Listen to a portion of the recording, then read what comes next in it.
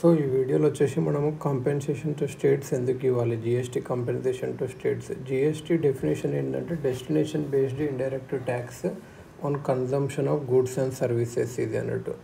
కాకపోతే యూనియన్ గవర్నమెంట్కి ఇక్కడ ఎక్కువ ట్యాక్స్ వస్తుంది. యూనియన్ గవర్నమెంట్కి ఎక్కువ ఏమేమి వస్తుంది, యూనియన్కి ఏమో ట్యాక్సెస్ ఎక్కువ వస్తున్నాయి. దేని నుంచి? Corporate tax, personal income tax, ఇవన్నీ డైరెక్ట్ ట్యాక్సెస్, ఇవన్నీ జిఎస్టీ బయట ఉన్నాయి. స్టేట్ గవర్నమెంట్స్కి VAT largest source of tax income, కాకపోతే అదేమో జిఎస్టీ కింద పెట్టారు. అలాంగ్ విత్ ఇంకా other indirect taxes, cess, surcharge levied by states. So స్టేట్స్కి ఇక్కడ ఏమైందంటే వాళ్ళ రెవెన్యూ తగ్గిపోతుందని భయం ఉంది. సో ఏంటంటే స్టేట్కి వ్యాట్ తీసేశారు, ఇండైరెక్ట్ ట్యాక్సెస్ ఇంకా వేరేవి ఉండే అవి, ఇంకా సెస్, సర్చార్జ్ ఇవన్నీ తీసేశారు, జిఎస్టీ కింద పెట్టారు.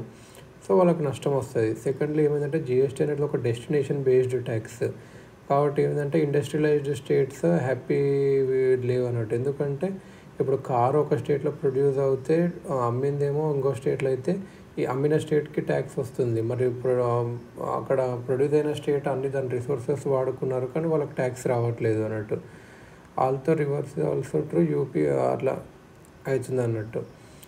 ఇండస్ట్రియల్ స్టేట్స్ గుజరాత్, మహారాష్ట్ర, తమిళనాడు, హర్యానా అవి ఏం అంటే మాకు ట్యాక్స్ తక్కువ వస్తుంది అని భయపడ్డాయి అన్నట్టు, ఎరెస్ట్ వైల్డ్ వ్యాట్ రెజిమ్తో పోలిస్తే అని పడబడితే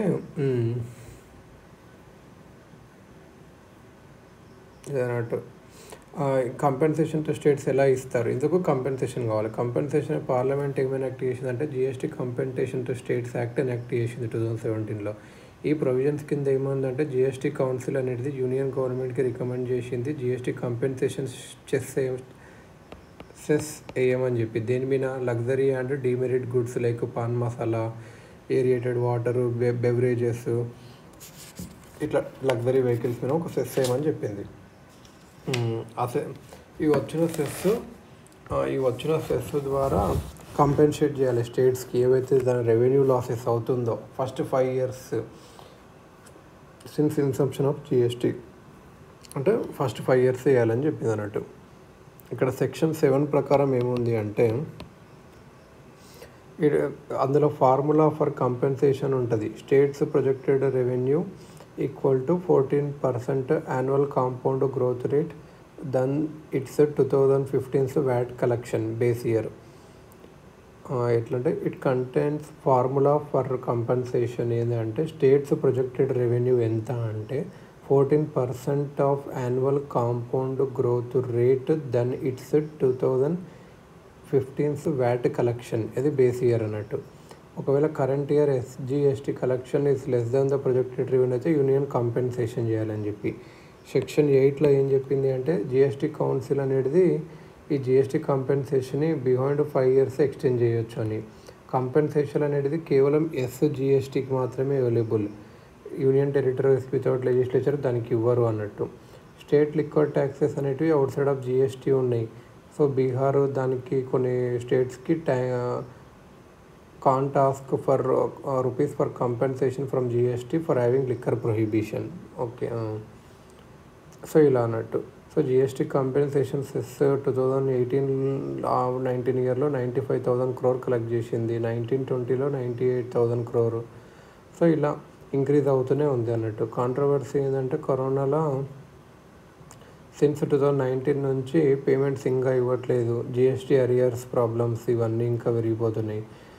సేల్స్ తగ్గిపోయినాయి కాబట్టి మేము ట్యాక్సే కలెక్ట్ చేయలేదు సెస్ రిలీజ్ చేయడానికి ఇలా అని చెప్పి చెప్తున్నారు అన్నట్టు. GST compensation and back to bank loans. When state governments 2020లో ఏమైందంటే బడ్జెట్ పెట్టినప్పుడు next financial year they only estimated amount of SGST they will earn. States అనేటివి మంచి ఎస్జిఎస్టీనే ఎస్టిమేట్ చేసేవి, కాకపోతే కరోనా వచ్చింది దానివల్ల తగ్గింది అన్నట్టు. సో స్టేట్స్ ఏమడిగినంటే జిఎస్టీ కంపెన్సేషన్ అడగడం స్టార్ట్ చేసినాయి.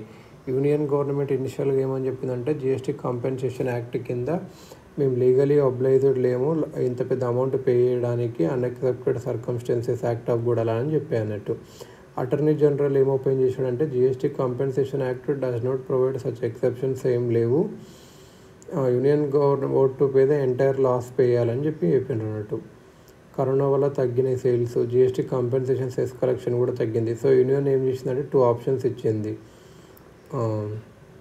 GST compensation back to back loans. Union finance ministry agreed to borrow 1.1 lakh from market. States are not borrowing from market. Union government is borrowing market to help the states. Union government borrow money back to banks loans state government ki istavi.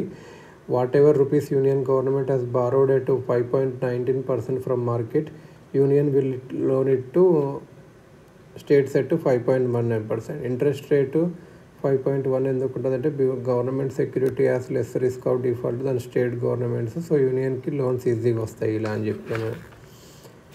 ఇలా 3 to 5 years repayment చేయాలి. This principal plus interest will be paid from GST compensation cess నుంచి principal repayment చేస్తామని చెప్పి అన్నారు అన్నట్టు. Back to back loan beneficiary states కొన్ని అన్నట్టు, కొన్ని స్టేట్స్కి ఏమో రాదు అన్నట్టు ఇది. సో జిఎస్టీ కాంపెన్సేషన్ ఇలా వేసింది అన్నట్టు.